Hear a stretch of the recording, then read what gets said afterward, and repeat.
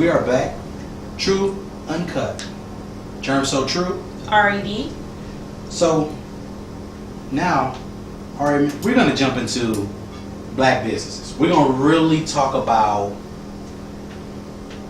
what it means to have a black-owned business. But what I want to get from you first, before that, is when you hear the word, or when you hear the words or the phrase "black-owned business" or "black businesses," what do you think about? Well, I think that's a way to question. With black-owned businesses, first and foremost, I need for my black people to have a legitimate black-owned business. You get, and this is no shade, but you get a lot of women who get who babysit out their house. And they say, well, I'm a business owner. No, you need an LLC. You need to be registered with taxes, through the government. You need to be able to establish a real set of legitimate rules that state that you're a business. And a lot of times we don't get that as a culture. And also, I think as a population of people, when you do meet a black business owner, we tend to want discounts. And I have to say, support black businesses without asking for a discount. How can we compete with other cultures and with other businesses if we are always looking to skim off the budget? You can't do that. So I feel like with the black business subject, it's totally weighted, and we can actually go into depth about what you think it is as well. Well, I think the biggest thing for me when I think of a black business, I think of a business run by an African American, as they say, but it's actually black. But I think of a business that's run by a person of color, and I don't always think quality. And the reason why I say that, first thing is I think of time management. If you go to some black-owned businesses, it's no reason why, as a black woman or a black man, you go to a barbershop or a salon and you're there all day. I got to set aside my whole Saturday just to be in here, just to get a haircut or get my hair done. That's not acceptable, because I think a lot of people don't really understand the value of time. If you was to take the white person's or the Caucasian person's solution to having a barbershop or whatever the case is, or a salon or something, use something like Best Cuts. Mm-hmm. They honor the appointment, or they take the hit financially somewhere, or they do this, or they do this. It has to be something that comes back with this. You want full price, but you want me to stay here all day with you. I'm not getting paid for my time here all day. You getting paid while that person's in the chair and when I get in the chair. Can I honor my 25-minute appointment? Or if you can't honor that, let me know and then give me the option whether I want to. And be about your word. And see, my thing is this. It's nothing wrong with having barbershop or beauty salon conversations. I think if you're going to have those conversations, then maybe you should say it's a 35-minute process rather than saying it's just a 20-minute process, to give yourself that extra 15 minutes. That way, at least if you go through, at least if you 3 minutes late, it's better than being 20 minutes late, or better than being 15 minutes late. So I think when I think of a black business, I just think of a lot of unprofessional habits that we have, because we're a little too casual with business at times. I think we're casual with ourselves with business. Because you'll see the dynamic of a black business change when a white person enters. So it's been times before in the past where I'll go into a store, a black-owned store, and they may or may not greet me, or they'll greet me informally, like, "Hey, what's up? Blase, blase." They might just let me skim and look at the product, and then right after me, a white person will walk in. "Hello, welcome to so and so. Today we have sales on this and this and this," and it's like, I'm you. I'm your brother. I'm your sister. Why am I not getting the same exact treatment? Why didn't you put that mask on for me? You know what I'm saying? And the reason why, and I hate to say this, once again, it's the biggest problem that I have with the desegregation of actual Black Wall Street, is, I'm going to call it like I see it, selling out. Mm-hmm. We kiss ass for, as black people, I see people kiss ass for acceptance. Do a little dance for them. You know what I'm saying? Like, a common example that you use is, you just shared that example of when you walked in, they just, "What's up?" They give you the head nod and "What's up?" But then this person, this Caucasian individual walks in and we got sales on this, we got this, I can even do a dance for you if you need me to. And it's just like, wait, hold on, wait, slow down. So basically what you're saying is, they look like money because they white people, or is the perception that they have money because they're white people? Absolutely. And if you still if you still preconceived with some of the things that you do, then why do you own this black business? Because at the end of the day, a white person supports your business. That's what all the black people want to follow. True. But us as a community, we can't even come together and support one business together because we so busy chasing after the white person who potentially might support the business after they go in there one time. But I will say this, true or false, we hold our black people at a higher standard than some of these white businesses. Like, we could go into a mall, like Forever 21 or Abercrombie or whatnot, and say a representative to speak to us. We'll let it roll off our shoulders because, you know, they're already acclaimed, they're already established, and essentially it's directed to the white population. We're just trying to, once again, with the segregation and desegregation complex, we're trying to be like them or be just as equal. But if we walk into a black establishment, if we don't get greeted, then, you know, you got to chip on your shoulder, you feel some sort of way about it. Which I feel, and also with the quality of a product. If I go into a black establishment, like a clothing store, I'm picking up the clothing, looking at the fabric, like where'd you get this from, looking at the stitching, and then knowing good and well that we could go to another store that just because it's a name, a white name, let's just keep it real, a white corporation, we won't do all that. We'll just throw it in our cart and buy it.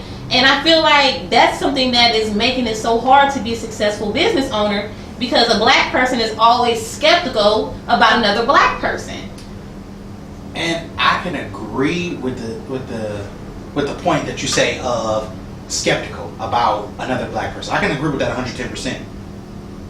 But trust in one another, it starts somewhere else, and that's a total another conversation. Because we can't talk about business and trust when it comes down to black folks, because if we can't work together in a stable work environment working for white folks, what makes you think we can work together when it comes together for a greater good for ourselves and a community, or as a group of people, ethnicity, or even a group? So I think self-hate is real. It is. It's very real. Self-hate is real. It's very real. It's real because, you know, you would think that with all the terrible things white people have done to us, we would be more skeptical towards them and not ourselves. I agree. Now, when you made that point that you made when we look into it, but wouldn't you say that you're really unsure of what you're going to get out of a business when you go into it in this black home? Because you don't really know what you're getting. You don't know. I feel like I'm sure what I'm going to get from any business I've never been to before in my life. That's just with anything that you encounter in real life. Where if you've never dealt with something, you're gonna, you know, if it's the first time you've encountered something, you're gonna be skeptical. But I feel like the moment you see that it's owned by a black person, then the skepticism shoots all the way up by like 20 points. Opposed if you see a white person who's at the, you know, the manager or the leader of the desk or whatnot that's there, and that's unfortunate. And I always ask myself, well, why is that? Why is it that I feel more comfortable when I see a white manager than when I see a black one? Can I answer that question? You sure can. I think that the reason why is because it might not be. I think the reason why is because when I walk into a white store, they can go behind it and they can call me anything they want after I got my purchase. But you know what it is? It's when I walk into the store and you hand me this, you have a wonderful day. They're enthusiastic and phony enough to pull it off. Black people can't be phony. They don't know how to play along to get along. See, being phony, people look at it as a bad thing, but in business you have to know how to be phony. You have to know how to give somebody some bologna on a piece of white bread and say, you know what? So you can eat. You can eat. Basically, you got to be able to give them the piece of this sandwich on this white bread and say you need this to survive. And then go back and after that point of saying that you needed this or saying that you wanted this, you have to be able to come back and say, you know what? They don't need that. But this is what you're saying. You're not saying this in front of me. You're saying this behind me. It's about the salesmanship. It's a game. The difference between Chick-fil-A and McDonald's. Man. We ain't get started. Advertisement. That's the first thing. But the point is, as you see, you just understand that black folks are doing certain things. Like, we kiss ass for acceptance with white people, but we won't rub each other back or pat each other on the back and say, you know what, you did a good job, and I like what you did in this store, because we too busy trying to figure out what is this experience going to be like. And people fear what they don't know. True. The unknown is what's feared. And people fear when they go into a black business, they fear that the product might be shady. They fear that they're not going to get the same respect. They fear all of these different things, not realizing that they actually should be able to go into this black business and be able to purchase whatever it is that they want. I think sometimes white people generalize black people overseas. Mm-hmm. So white people will make something general that they know that everybody will probably want. For example, everybody needs groceries, everybody needs video equipment, everybody needs all these different things. So we get Walmart. Black people are trying to say, well, I want to do this for black people, when white people are saying, hey, we want to do this just for people in general. Now, you got people who don't want you using their products, and they come out and say it. But if you think about it, if you generally put something out there, if me and you get together and we make a company that sells yoga pants, everybody's going to buy the yoga pants. Not men, hopefully not no men. But you get the point of, it doesn't matter what color you are, you're going to buy it because it's something that is used. If you work out, if you want to be comfortable, or whatever the case is. Black people will say, we're going to sell yoga pants in an establishment where we sell urban clothes. Everybody doesn't wear urban clothes. Because sometimes urban clothes are looked at as too baggy. They're not looked at as classy. Well, they're not looked at as other things. So if you generalize it and you put it down into perspective, my point is not saying that you cannot be a successful black business by not doing that.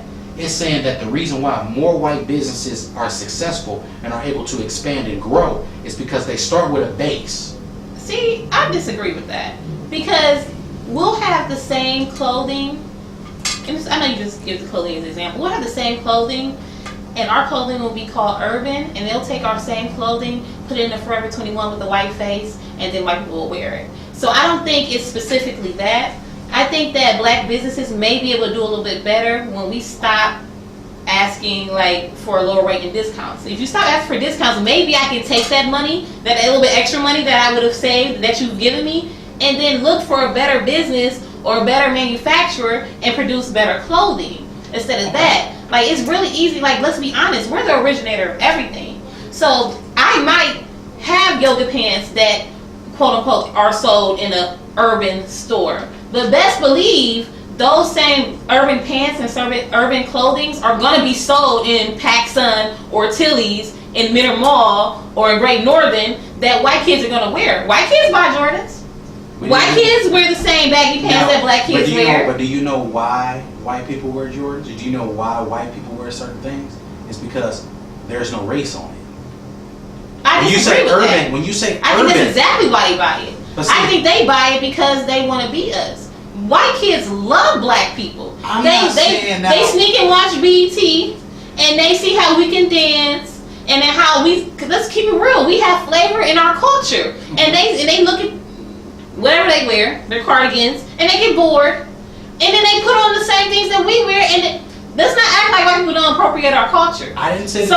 So that's what I'm saying. But what my point is, because what we're doing is we're going a little bit to the left in a situation where we're trying to get to the issue is you're branding it already urban. What do urban mean? It means black. So when you brand something as urban, what is the first thing not only a black person or a white person say? Oh, there's black people on that. Because it's urban. But is urban trending? Look at the Kardashians. We don't talk about Kardashians. Urban is trending. We don't talk about... We're commodities right now. We didn't say that we weren't commodities, but we're saying when you say an urban business, the first thing is looked at as is low quality when it comes down to white people. Yeah. And that's why I'm trying to figure out why, though. But it's looked at that way because of the way the establishments are run. A friend of mine, I got to shout out my professor, Todd Allen.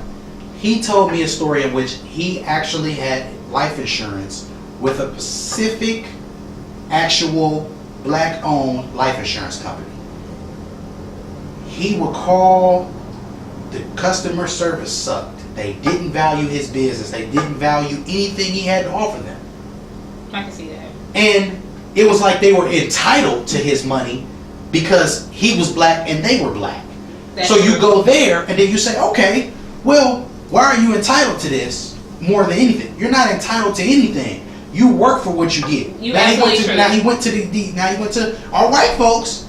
And how are you doing, Professor? How are you That doing? is true, because I get that. And it don't matter if you mean it or you don't. It's about knowing how to play the game. And playing the game is what this is all about with black people. Black people have to know how to play the game. Stop worrying about putting stop trying to put the emphasis on the blackness and start putting the focus on and the emphasis on the actual product quality and the quantity and all of the things that matter, because products sell themselves sometimes. Absolutely. I don't have to say I'm a black owned business to sell it. If I'm selling a product that's top notch, you're gonna come buy it. White people gonna say, hey, I like going here because the price is good, the material's good, and this is good, and it's good here. White people come out the house knowing what they're gonna purchase. Period, point blank. True. They don't just go out and just say, oh, I'm gonna buy. They've researched. And they know what it is that they're going to do. Why don't black people do the same thing when they look at what type of businesses to start? Why don't we look at those different points when we want to do certain things that really, really, really coexist? But coexisting with white people is not what the issue is here. I think the big issue is the reflection. We want things to look black. We want this to be black, but in the same breath, sometimes you overemphasize something and it ends up coming out of the back end and biting you in the ass, and it becomes the thing that actually ends up you lose more than you gain from that. So my biggest thing that I have for this is stop focusing on, as a person who wants to do any type of business, I encourage people, and especially black people, to start businesses. But what I want people to do is I want people to understand that having a black business does not mean that it's just that, a black business. It is supposed to be a business, an organization in which you run 110% without just one race or catering to one race. So I think the biggest issue that we need to do away with is we need to look in the mirror. We need to say, what is our vision? We need to plan for the future. Yes. Plan for certain things. If you see that this particular product sells, competition exists everywhere. So eventually what happens when you build something that's very, very competitive? Eventually somebody comes and talks to you about it. Mm-hmm. Eventually somebody wants a part of it. If you're going to make some money, if you're going to pimp the system, why not pimp the system the right way rather than trying to do it any other way? Correct. So I think That's a good point. we need to just really focus on building things up the right way. Planning the right way. Mm-hmm. Not just throwing things together. Not assuming that we treat them any kind of way. And also not expecting a discount. And then also just being respectful to the consumer, no matter what color they are, when they enter, the establishment. Treat every customer as if they're your last customer. And if you're first or your last customer, you always give your best service to your first customer or your last customer. That's the beginning of the day or the end of the day. True. So if you treat every customer like it's your first or your last customer, you go a long way from there. So, to all my people in the black community, we can really do a lot of great things. Tulsa, Oklahoma, back in 1921 will show you, it's a lot of great opportunities out here.